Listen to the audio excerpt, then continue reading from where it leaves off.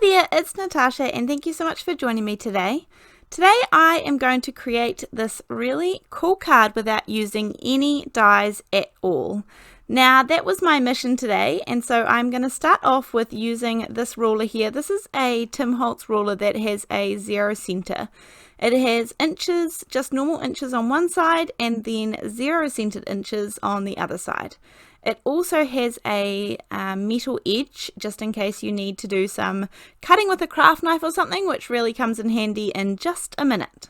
So what I'm going to do, I have a 4 by 5 1/4 panel here, and I am centering the 0 in the middle there, and as you can see with a 4-inch panel there'll be 2 inches either side of the 0, and I am going to mark off 1/8 of an inch on the outside and then in 1-inch blocks. So I want there to be 3 squares along the top and 3 squares down. So I will end up having a panel of 9 little squares up the top, 3 by 3, and each of the little squares will be 1 inch by 1 inch. So I am just using a pencil to mark where I need my lines to go.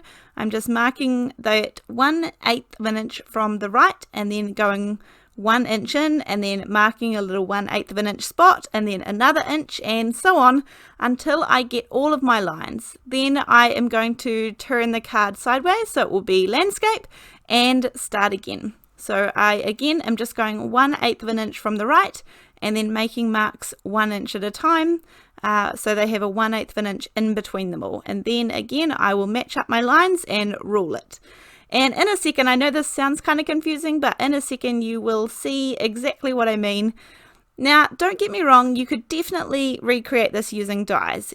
Simply cut out some squares and then pop the squares where you want to die cut, and then place the die over each one of the squares so that they are all nice and lined up, and that way you'll get perfect placement. And you could do exactly this as I am doing with dies. However, today I wanted to challenge myself to use and create a really cool card without any dies at all. So now you can see this is where the middle edge will come in handy, because I'm going to use this ruler to cut my little squares. I'm also using a craft knife. I just got this craft knife. If you guys watch my channel, you'll see that not long ago I created the little pop-up heart die, and I could not even find a craft knife in my house. So I have one now, and I'm really liking this one at the moment. And when I'm cutting the front of this card, you could create any shapes that you want to. Squares felt like a really easy shape for me to create, and 1 by 1 inch also seemed to work out really well with the size of the card front that I wanted for my card base. So I've just used my craft knife, and I will kind of gently go over the lines and pull out each one of these squares.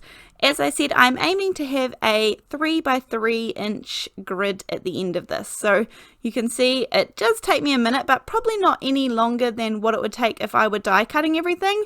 In fact, maybe even quicker. Once I have all 9 of the squares cut out, I am just going to take a little eraser and erase all of the pencil lines that are left. I just did them really light in the beginning, and I know that that makes it a little bit hard for you guys to see what I was doing, but I did want to be able to erase them so that nobody would be able to see that that's how I created this grid. Now on to the next part here where I'm going to decorate. I'm using this Twilight 1 Canoe 2 paper pad. You could definitely create your own pieces of pattern paper or patterns to put behind this. But when I was looking through this paper pad, I found a couple of patterns here that I really like the look of. One is kind of floral and the other one is just a nice grid pattern. So I'm going to cut these just a little bit bigger than what my grid squares are on my card front. So they were 1 by 1 inch, so I'm cutting these about 1 1/4 by 1 1/4 inches, just so that when I pop these on the back, they will well and truly cover the square that they need to cover up. Now I am going to turn part of this card into a shaker card. So I am adding a little bit of double-sided tape, and I'm going to add it pretty much all around. I thought it would just be easiest to cover all of it with acetate rather than just picking the squares that I were going to turn into the shaker portion. So I've just added plenty of double-sided tape so that I know my acetate will be well adhered down. I have cut a little bit to about the right size that I need, and I'll pop that down first. Now, here's where I want to kind of separate the windows. I want some of them to be the pattern paper to be right up against the window frame here, and then others I want to be set back a little bit, and those ones will be the ones that have the shaker portion to them. So for here I'm going to add a few strips of double-sided tape to the back of the acetate. So I'm working at the moment on the back of the card front, and this is where I'm just going to pull these off, and the ones that I want to be right up against the window, I'm just going to add them straight onto that adhesive. Now, you could definitely just make this a whole entire shaker card, or you could just section off squares, or you could do any pattern you want here. But for this one, I was going for kind of the checkered pattern, so I will need 4 of this one here. I tried to make sure that some of those kind of apricot-ish, peachy, pinky coloured flowers were in each one of the squares.